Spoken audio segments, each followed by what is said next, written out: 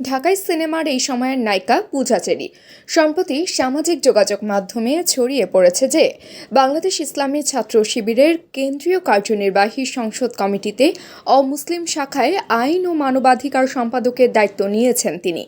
এবার বিষয়টি নিয়ে কথা বলেছেন পূজা চেরি। মঙ্গলবার রাতে নিজের ভেরিফাইড ফেসবুক পেজে এক পোস্টে পূজা চেরি লেখেন, মানুষ এমন অবান্তর পোস্ট করে কেমন করে আমার বোধগম্য নয়। আমি সাধারণত কোনো রিউমার নিয়ে মাথা ঘামাই না। তারকাদের নিয়ে রিউমার ছড়াবে এটাই স্বাভাবিক। মানুষের একটা কৌতূহল থাকে মিডিয়া পার্সন বা তারকাদের নিয়ে, কিন্তু আজকে যে বা যারা এটি ছড়িয়েছেন এটা নিয়ে আসলেই কিছু একটা বলা উচিত। তিনি লেখেন, এটা শুধু রিউমার পর্যায় পর্যন্ত থাকলে কোনো ব্যাপার ছিল না। এখানে এখন ধর্মের বিষয়ে চলে আসছে।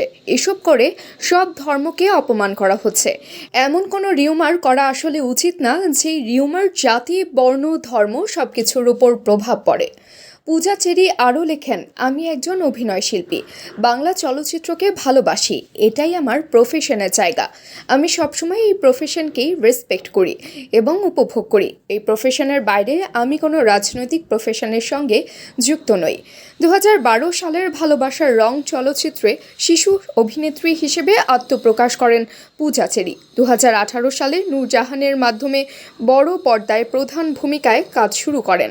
একই বছর তিনি পোড়ামন 2 সিনেমায় পরী চরিত্রে অভিনয়ের জন্য ব্যাপক জনপ্রিয়তা পান।